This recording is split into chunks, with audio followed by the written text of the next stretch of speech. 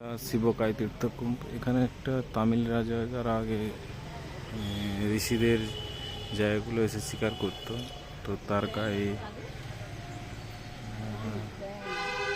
বিভিন্ন চর্মরোগ হয়। সেই চর্মরোগ থেকে রক্ষা পাওয়ার জন্য তিনি শিবের তপস্যা করেন এবং শিব ওনাকে বর দিয়েছিলেন যে এই কুণ্ডে এসে স্নান করলে ওনার চর্মরোগ ভালো হয়ে যাবে।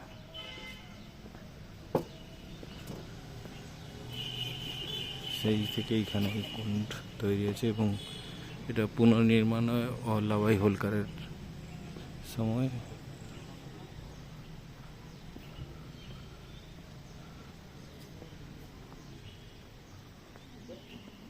আটটা তীর্থের প্রতীকৃতি এখানে দেওয়া আছে এই মন্দির জলের মধ্যে।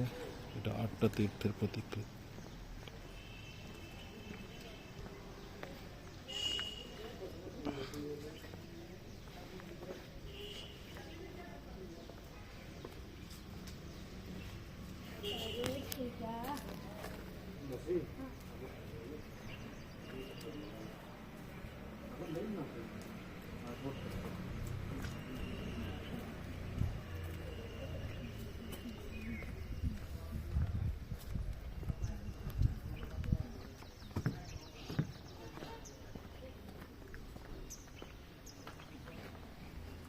দুদিকে দুটো গেট, একটা গেট বন্ধ আছে এই দিকটা।